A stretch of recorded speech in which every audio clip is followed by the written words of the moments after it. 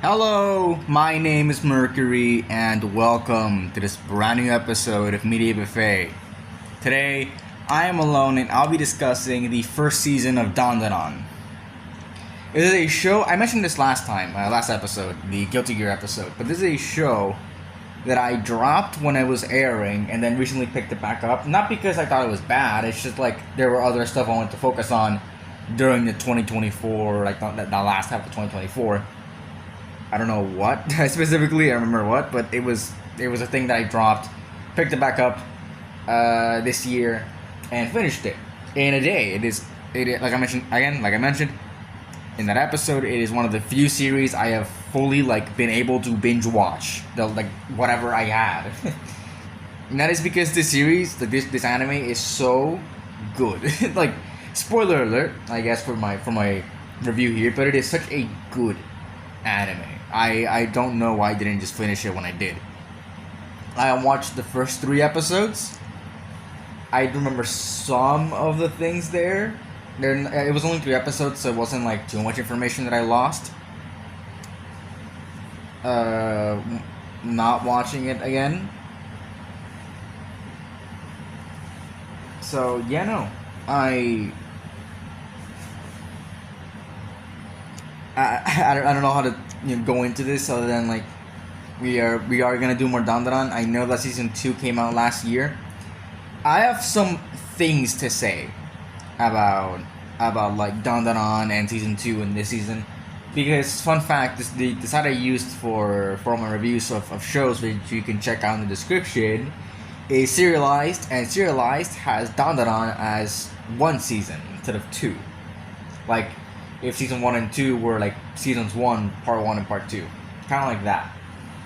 I agree with whoever made that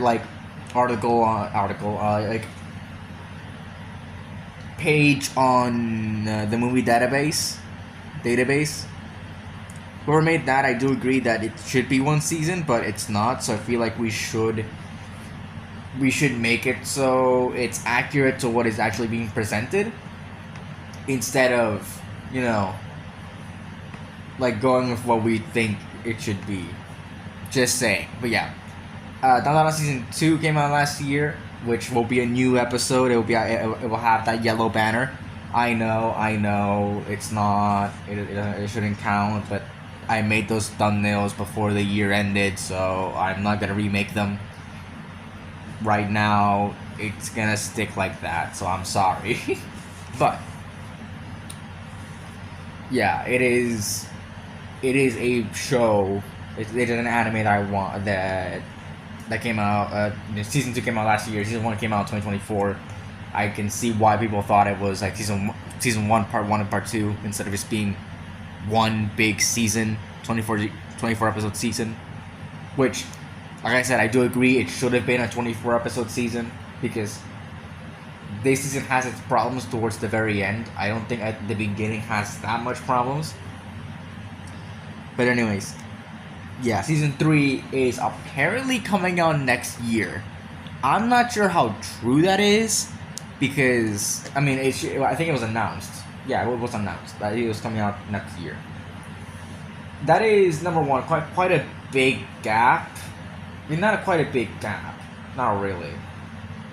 I'm not sure how far in the actual manga is and how far we're into adapting it. I think I looked up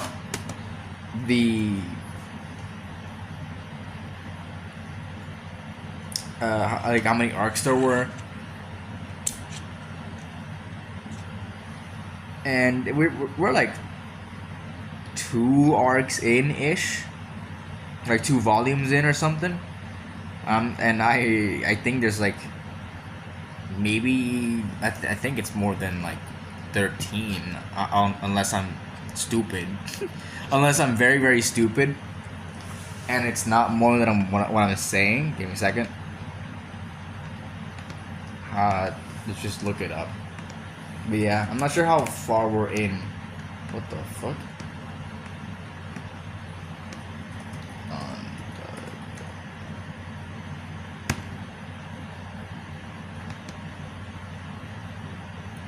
Give me a second. There are 22 volumes. Jesus Christ.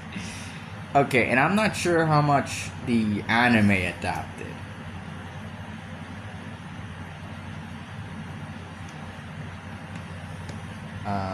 Volumes. Or just arcs. Split arcs. There you go.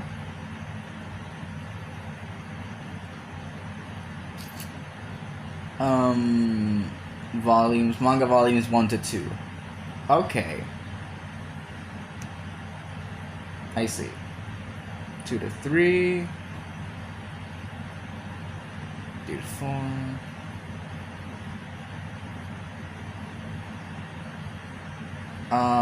Looks like fucking hell, the ad, that's not even ads, it's just like bullshit on fandom.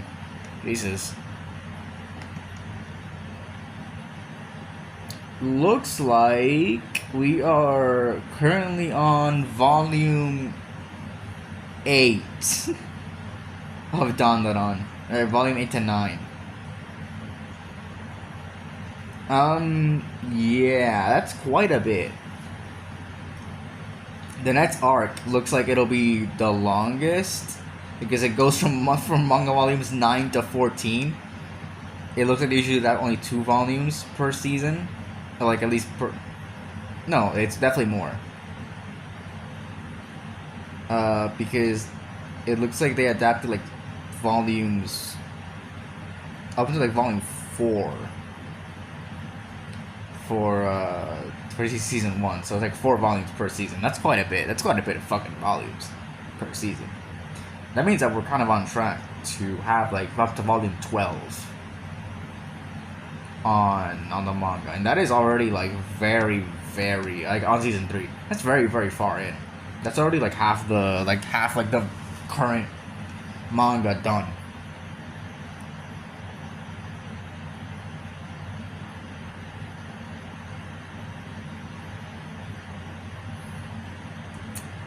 And yeah.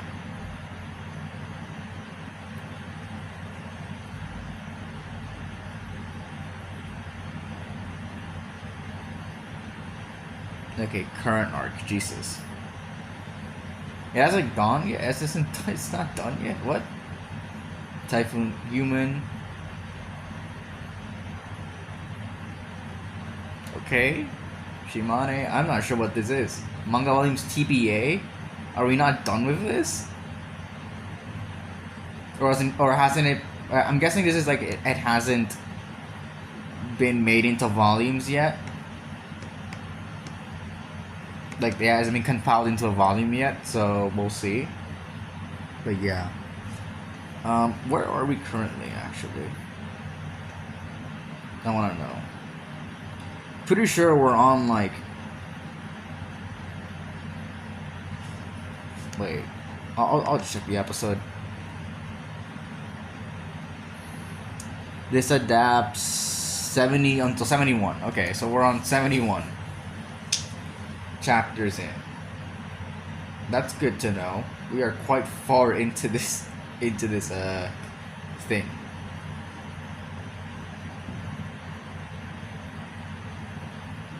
Anyways, yeah. You're quite far into this show, like in this anime in general.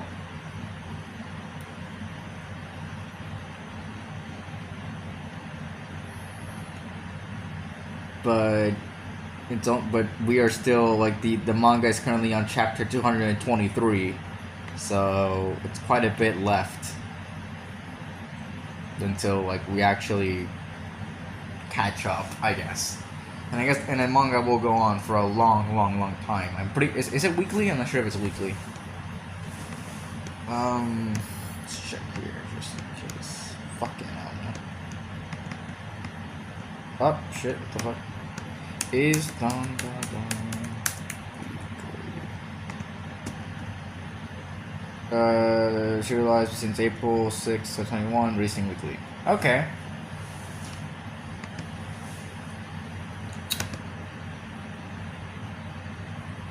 So it is weekly.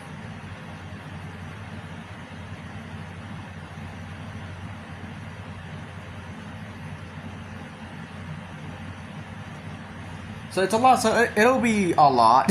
It'll be a lot of chapters. Number one, we get to season 3, which is next year, and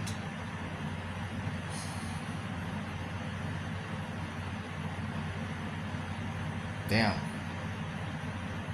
Yeah, no. Like we'll have a lot more material since then. What you wanna know? Dang, that's good. 233 weeks ago. I just want to know real quick. What? Sunday, October 10th. That doesn't make any sense with what I was looking at.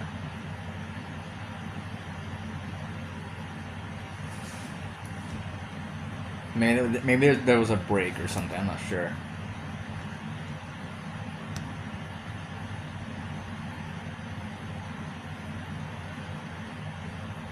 Anyways, yeah, no.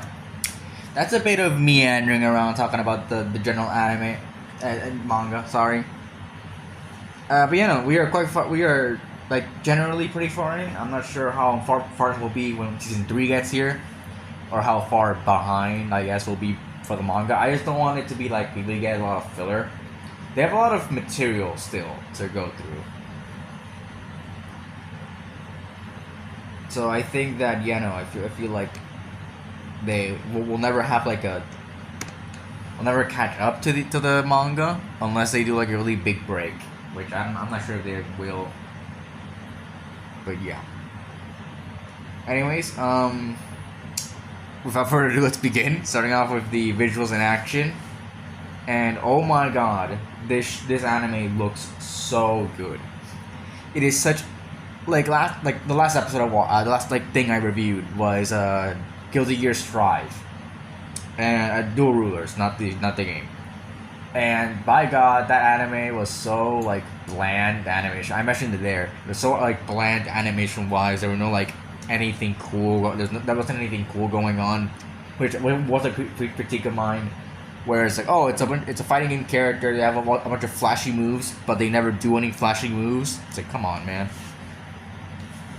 But in here, it has very vibrant animation, and it looks so good. And all the characters are very like expressive, and like it's definitely silly. It definitely is very silly. The animation like gets very silly and very like emotive and all that, but I don't think it ever feels too much. I don't feel like it's too silly. It's just the right amount of silly, the right amount of goofy. But yeah, I really like it. I think all like the cool like animation stuff that they have here, like animation, but like the cool like transformations and like the cool like movements that the yokai and the aliens and just the characters overall do are all really cool. I don't think there's a moment in this anime where the animation looks bad. I don't think there really is. It just kind of looks good every single moment. And this show has its moments where it doesn't have a lot of like vibrant things going on, like really flashy things going on. But what happens is that the animation is still really good for what it is. It's really good. They have like good facial expressions going on, where there's some comedy moments that are enhanced by the animation. Like, it just looks really impressive. So yeah, I really like the animation here. And the action, like speaking of that, like the action itself is also really entertaining. It is very like, what do you call it? It's very over the top, yes, but it's still something that I feel like works with the animation. I feel like it really does. The like everything here is just so, I don't know, like so just good, just like really really good. Like it uses like the characters use their powers in really creative ways. The like Momo having her psychic powers and Okarun being possessed, and how they like go ahead and do that, and like I say no, I say.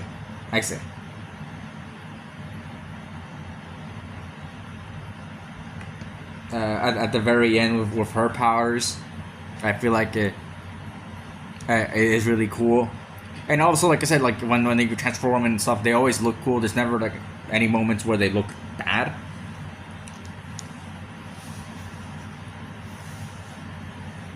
But yeah, no, like just the animation here just looks really really good, and it's very vibrant, and a lot of the scenes really do like the colors really pop here. Like the scene, like the whole thing in the school where they're in like the water and stuff. Like it's all green and it looks very very vibrant. Any of the effects, any of the effects that that they have, like at the very beginning, kind of the very beginning, where we have like the Turbo Granny stuff, and like when they go away, like when they disappear, and it goes like full fucking like blue and it looks so vibrant, like that looks really cool. But yeah, no, like I really like the animation here. It's really really good and really eye catching. And the expressions that the characters have are very well done. But yeah, moving on to the characters themselves, and like kind of the big part of the like the anime in general is the characters. They are really, really, really entertaining. Okarun is one of our main characters, and I like him a lot. I really do. I really like Okarun a lot. I like that he's not like he's definitely shy. He's a shy character.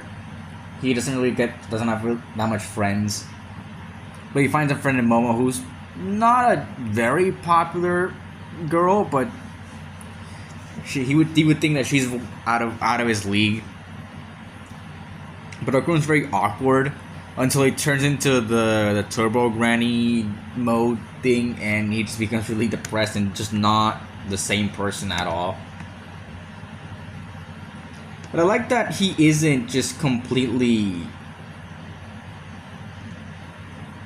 I don't know, like this character who is just shy and that's all his character is. Like he actually tries to overcome that, which we see when Gigi comes into the show, and he kind of becomes jealous of him and his relationship with Momo. And we'll see that he pushes himself, training and all that. Within like within the last few episodes, which I have some things to say about those episodes. But yeah.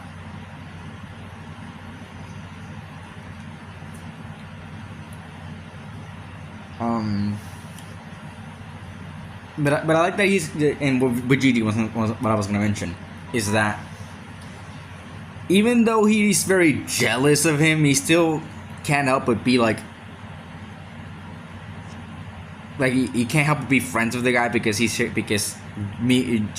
Gigi shares a lot of interest with Okarun, so they become actually quick friends. And I like that about them. It's not just like jealousy and all that. It's just like they actually generally become friends. I like to see where that goes. Probably in season 2 we'll see where that goes. But yeah.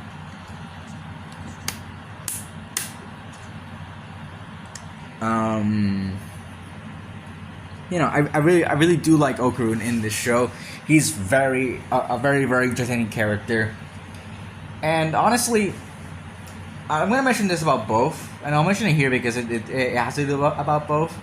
But I like that this show this show is well written enough for me to care about the romance. So this anime not only is a shonen, it's very like yokai, aliens, and a bunch of weird things that are happening.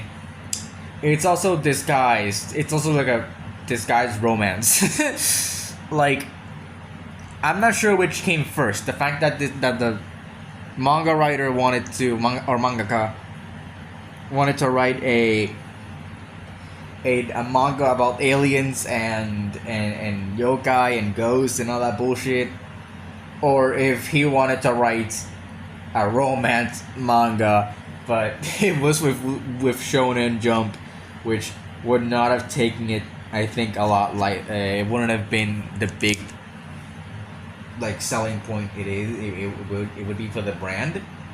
So he was like, okay, here's some fucking aliens and yokai and shit. I'm not sure which came first, but it is very apparent that there's a lot of thought and care put into the romance between Okuro and Momo. It is a slow burn. It is a slow burn through and through, but the show desperately wants you to ship these two characters. I've never been too much of a shipper.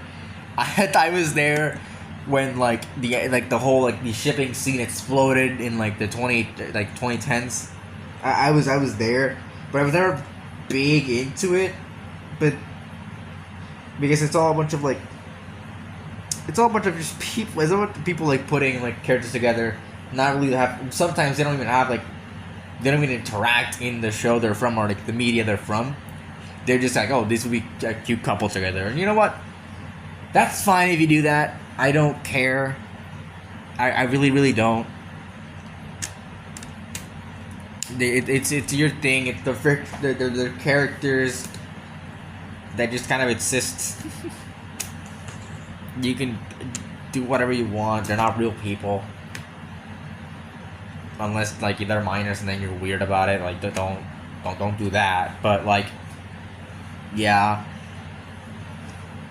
But in here, it's very, very apparent that the writer wants you to want these characters to get together, and you're just aching for it to happen, because you can tell that both really like each other, but they're just not willing to tell the other about it and how much it bothers them.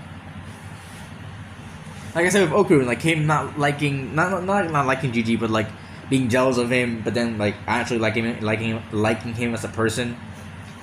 He's oh my god, that's her ex. You don't have to worry about him anymore. I don't think. But him just being very I don't know if it's superstitious, but very wary. Yeah, there he is, wary of him, and all that, and how he could affect his chances of Momo. I mean Okuro, you know. But yeah, I think Okuro is a very, very good character overall, and I really do seeing him in the show. And speaking the second half of this romance is Momo. And Momo is also a very good character. I think I like her more than Okuro, because I feel there's a lot more depth to her in general, except for just being shy. Except from Okuro being shy and wanting to get with this girl who he thinks is way out of his league. We have Momo, who comes from a very not big, I guess, big family of psychics. It would be, and I think she's the one that believes in ghosts. Yeah. That's how they become friends. That's how they meet each other. I think it's Okuro who believes in aliens and stuff, and then there's Momo who believes in ghosts. And then they find out that they both exist. That's a plot point that I'll talk about later, that I actually really like about the show. But let's just talk about Momo. right now. I like Momo a lot. Like a lot of the show, not a lot of the show, but like she definitely puts a lot of strain on herself for using her psychic powers and being like the general powerhouse because Okurun can't keep up his possession for long. So she has to do a lot of the heavy work, and I really do like that. And I like how the show definitely puts itself as being like that Momo. I guess, like I said, she's not the popular girl, but she has friends, and she kind of thinks of herself a lot higher than maybe she actually is. But she likes Okurun a lot, and people tease her for it, but she doesn't care.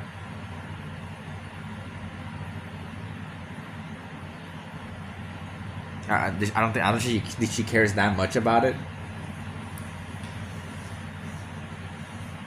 But I like how she actually, like, even though she puts herself as being like a lot tougher, she's also kind of just the same, where she's very afraid of actually confessing her love to Okurun, or at least more like what it would be if she actually did, because of how people would react to it. But I think at some point she just will stop caring about all that, because like I think the romance will prevail on top of all of that. So yeah, Momo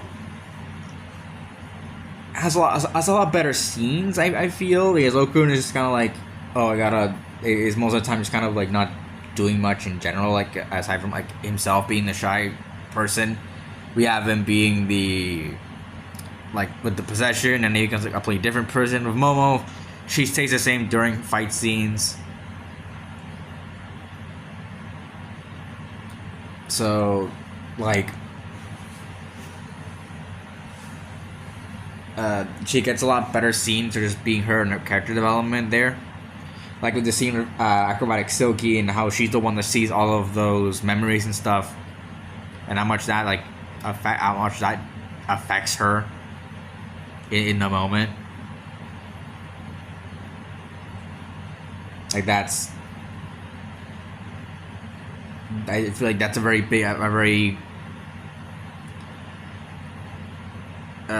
like emotional moment for her, and just like a very good moment for a character, a good moment of growth for a character. But yeah, I like how she has just a lot more going on, and like she's just not a better character, but I like how it isn't just like, like I'm shy and I like this girl, and but I have like this power and such. Like, it's not like Okurun it just is. Like, I feel like there's just a lot more to Okurun, maybe that we haven't seen, but there's a lot more there. But I feel like Momo just has more than Okurun. But they're both very good protagonists overall. So yeah, I really do like both of them. Moving on to some other characters, some side characters here. Not part of the main cast, just kind of there. First up is Seiko, Momo's grandmother. She is mostly there for the comedy, I guess, but she's funny. She's fun.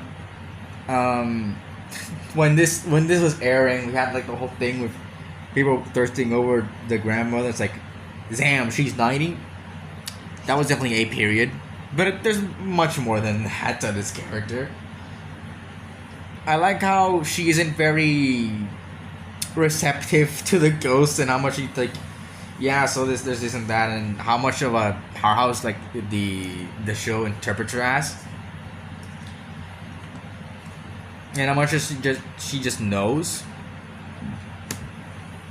but also kind of how much of a slob she is. Like, she's very powerful, and the show makes you know that, like, makes you want to know that. The show makes it known. What am I talking about? Fucking can't speak shit. The show makes it known that this character is very, very powerful, but she's also kind of just a slob who just stays there and watches TV. And I'm pretty sure drinks. Like, okay, yeah, fuck. But when she gets on the job, when she gets to working, she fucking does her job. Like, she's really good at that. Except for that, she doesn't really do much. Except for like trapping Turbo Granny, helping out Okaru, and like awakening like Momo's power. She's mostly there to help characters get to a certain point, rather than actually like having like a character arc of herself. Maybe that'll change in future seasons. I'm not sure, but we'll see. Yeah, that's all I gotta say about Seiko. Moving on to Ise. I think Ice's inclusion here is very, very good. Because it gives Momo a lot more characterization. I didn't mention it there, but she becomes very protective over Okaru. After Ise, like, doesn't get her eye on her, but she makes fun of her. That she makes fun of him.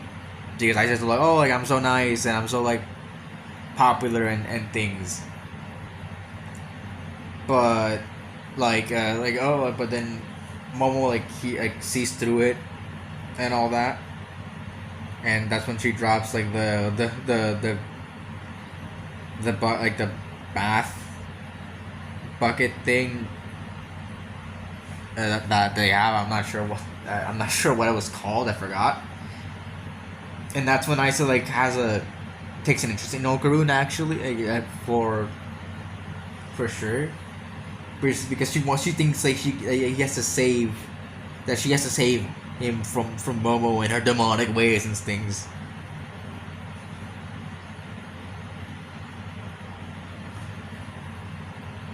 But yeah, and I like how it's put. They put the twist on her, like after the whole acrobatic Silky thing, which I'll actually talk about later, because it's a very good set of episodes. After that whole thing, she gets her own powers, and it's like, oh my god, now she's part of like the whole thing. Now she's part of the thing she feared. It's a very good character dichotomy to have here. Instead of just being like the love, like the character who's trying to get in the way of the romance. That's definitely who she is, but she's definitely much more than that, and I really do like that. And how kind of tragic her story is, where her mother like died. I mean, and that revolves around like with acrobatic Silky. It's not really explored that much, and it's much more part of acrobatic Silky's thing. But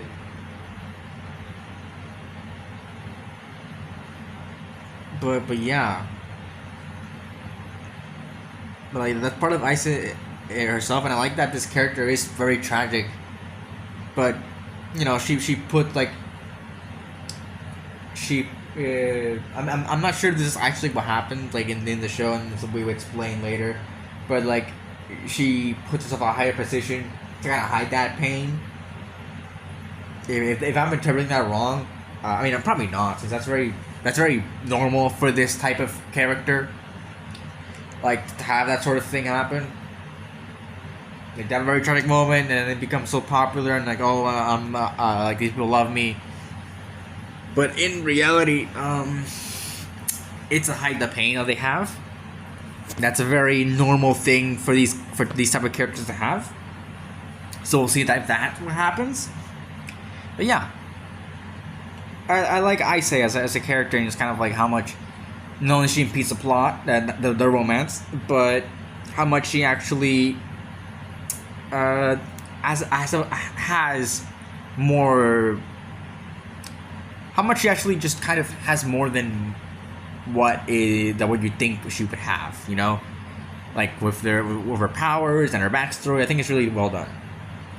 Next up is Turbo Granny, and Turbo Granny is also kind of like Seiko, where she's very direct and things, and doesn't really like care about like the living and stuff. She's very I think Seiko doesn't really care about the dead. It's not like doesn't they treat them seriously. But then there's or not treat them seriously, but like the ones that she deals with, it's like, oh, Turbo Granny's kind of like Turbo Granny's kind of fucking sucks, and how much she like just dispatches them pretty pretty simply. That is pretty like very easily. But she does kind of like respect the at the very end where it's like at the one at the end of the Turbo Granny arc where she does like show respect to the dead that were that the dead that possess like the giant crab. Like that is that is an example of her respecting the dead. But like the ghosts and the people and like Turbo Granny specifically, she does not care for. But Turbo Granny is mostly just like the, I guess, like side character, like the side goofy animal character. But I like that it's not like, oh, like it's not a very like goofy character. It's kind of like a very angry asshole type of character here, and I really like that. She's definitely a villain, but I like that they kind of trapped her in here, and it's like now she has to deal with these people. But I like Turbo Granny. She doesn't have much of a character other than like explaining like what other like yokai can do and how to beat them. But aside from that, but like she's funny, and I do like that about her character.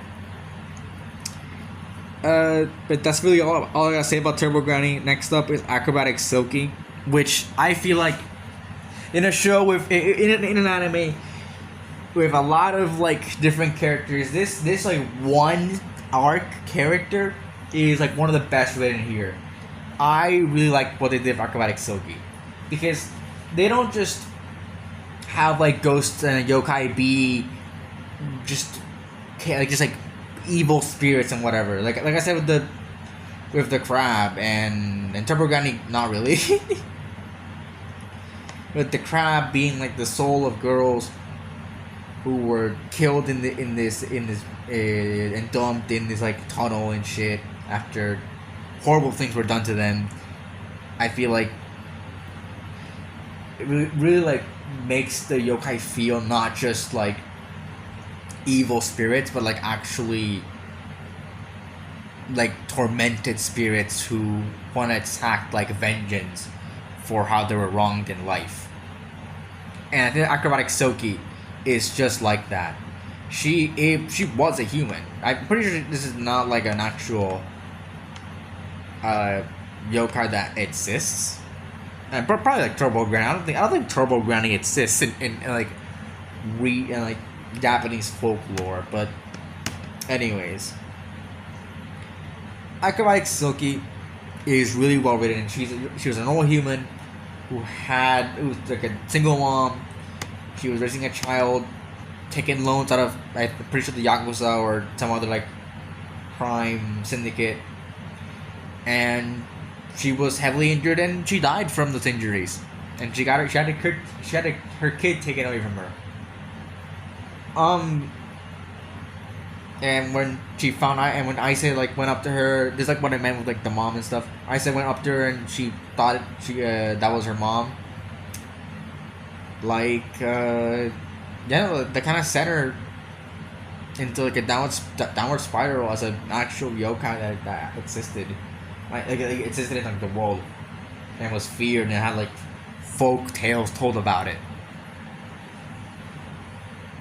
But this is a very, very tragic character, and they spent a lot of time within the episode. I'm pretty sure it's episode 7. Actually, like building your character, and you feel terrible during that episode. It is one of the few episodes and one of the few pieces of media I've ever like played, watched, read that have made me feel something, like actually feel emotional. I know that because I'm a writer, because I do these things, and because I watch a lot of different stuff, I've kind of become numb to everything and just kind of like, yeah, these are all characters, these are all things done by the writers. These are not real. This isn't real things that are happening to real people. And I kind of view things like extensions of the writers and how much they could actually make it feel believable. instead of it just being characters and me just watching things. I've completely ruined my way of watching things, but yeah.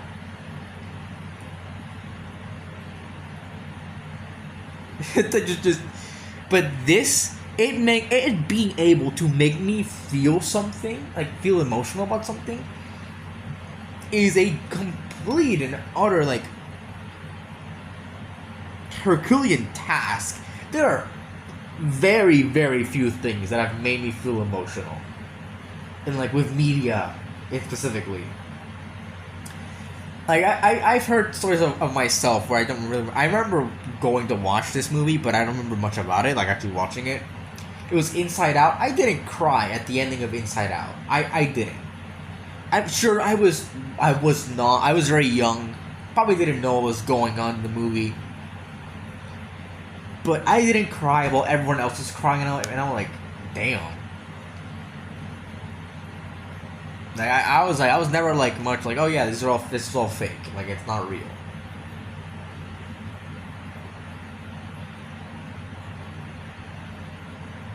Like I kind of knew that.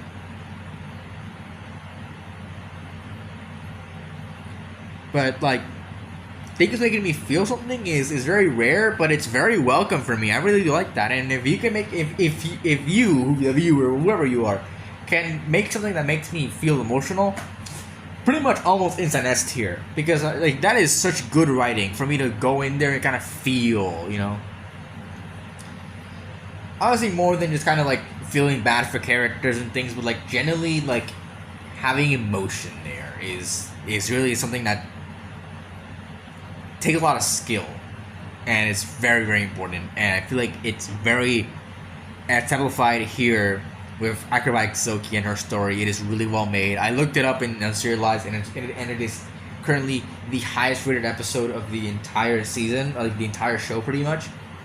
And it's almost a 5-star. It's 4.66, I'm pretty sure right now, and it deserves all of that. It really does.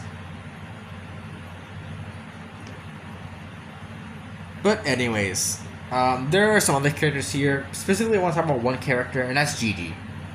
Gigi is introduced, I'm pretty sure, episode 10. And I like him, but the thing is, he's introduced very weirdly. It's at the very end, we don't really learn much about him. And the arc is just beginning to start, and it's just like, okay, what the fuck? Why? Why is this happening? why is this like this? Why are we doing this? This character just got introduced, and he doesn't really do much. He's just kind of like, okay, he's there, and it's like, it's so weird. I would have, if with how the season, I'm gonna get into that, but how season ended, how this character and how like this was introduced, I would have liked this more if this was just put in season 2. It's just like, or like if the arc we're going into was in season 2, like was like made for season 2. Or again, I don't know what if the arc that we were going into was put in season 1 instead of season 2. That's what I meant.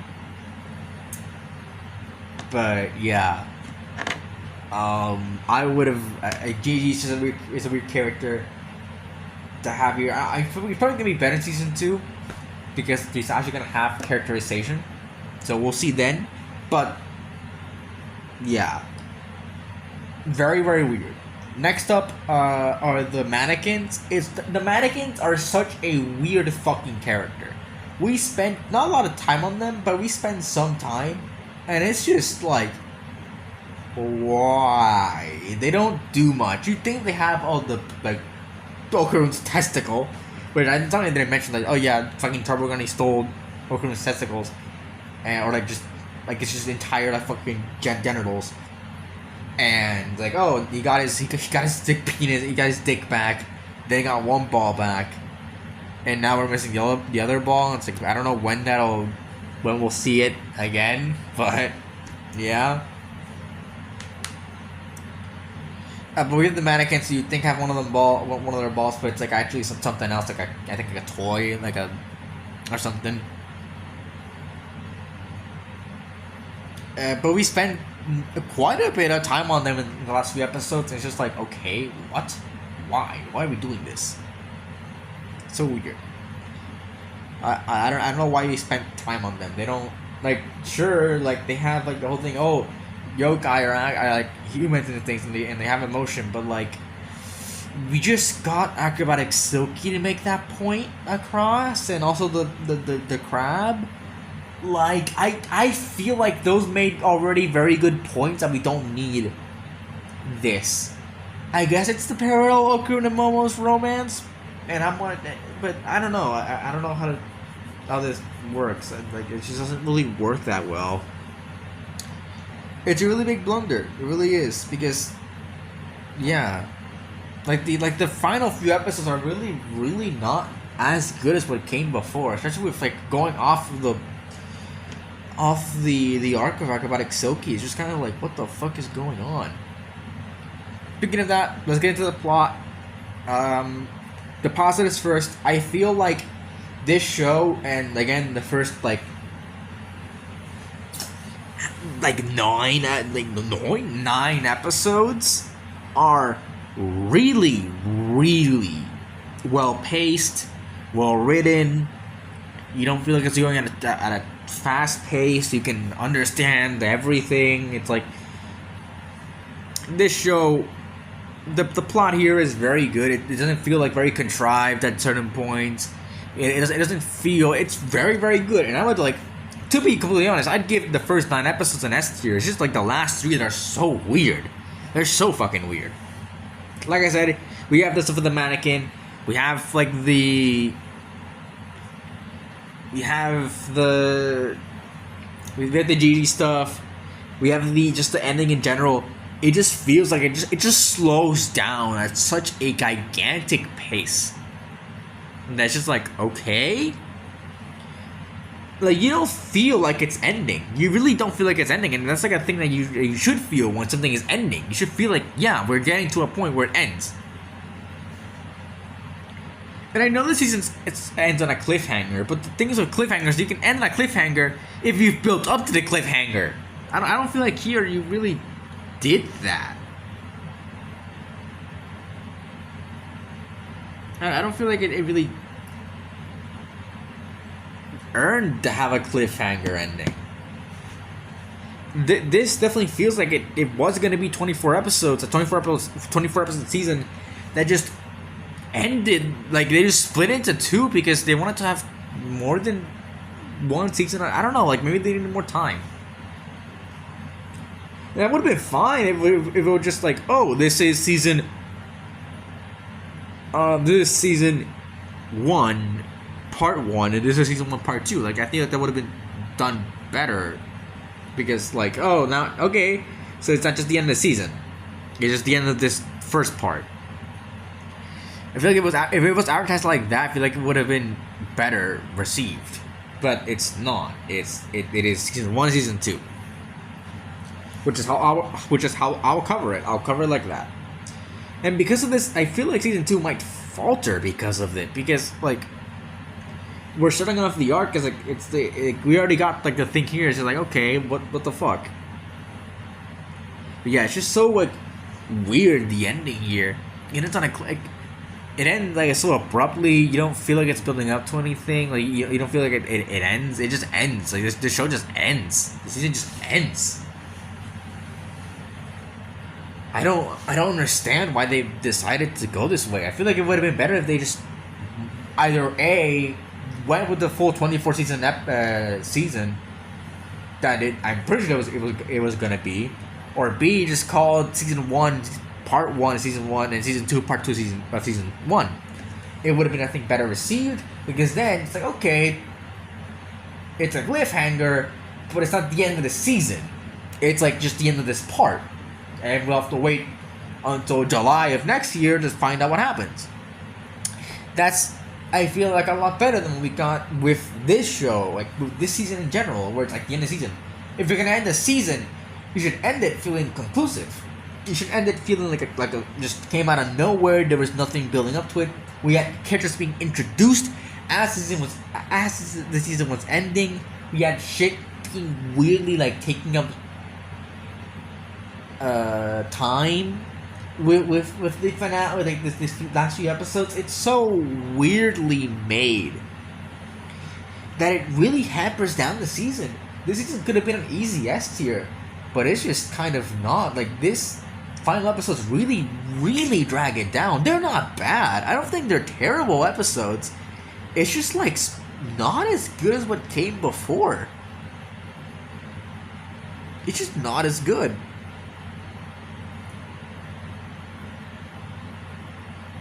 And I'm really like wary for season 2, because season 2 is ending the same way. It's not ending with the arc concluding. It's ending with, like, I think 3 chapters left of the arc.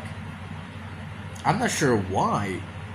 Why is this anime so allergic to ending on like a fucking on just an arc? It's just end it. Just finish an arc, for God's sakes. God, hey, finish an arc and then move on to the other season. Don't end an arc midway or anything. Just like, or like 90% of the way there. Fucking end the arc, then move on to season 2. If you want to do cliffhanger ending, because I know that a lot of arcs here do flow into the other. If you want to do a cliffhanger ending like that, that's fine. But don't do it like this, where you're just starting the arc, or you're just ending the arc. Finish the arc, or don't start the arc. What the fuck? But yeah. Overall, that was very loud. Overall, this season is fantastic until the very end. I do recommend it for a lot of people. It is a very good anime. I feel like you should watch it. Even if you're not a big anime fan, I feel like this is a very good anime to even begin with. Yes, it has a lot of action. It has a lot of like very good animation. That's very good characters, very good romance, very good writing in general. Like, I think it has a little bit for everybody in here, but it's very much hampered by the finale. If you want to watch season, I think if you watch season 2 immediately afterwards and just don't consider them part of to be separate seasons, I feel like Jesus Christ, it'll be a lot better. You'll like you like take it a lot better than just being like, oh, it's season 1, season 2. If you take like a little bit of a break, like I'm kind of doing here, taking a little bit of a break between the 2 seasons. But yeah, that is why season 1 of Dandadan is going on the A tier. Very good, great even. It's just like it would be S tier if it just wasn't for the finale being underwhelming. So yeah, that's about it. What did you guys think of the first season of Dandadan? Leave in the comments below. If you want to give us your feedback, you can like the episode or dislike the episode on YouTube and rate us on Spotify. If you want to tip there for content, you can subscribe on YouTube or follow us on Spotify, or do that stuff on whatever platform you use to podcast on if you haven't already. And if you want to learn, I want to see other socials such as myself or whoever I'm recording episodes with, they're in the description. If you follow my letterbox to realize the backlogged or regular music, you can see early reviews of things I'm going to review on the podcast. Probably like a few days before it comes out, now that I'm catching up on this. But yeah, no. That's about it. See ya.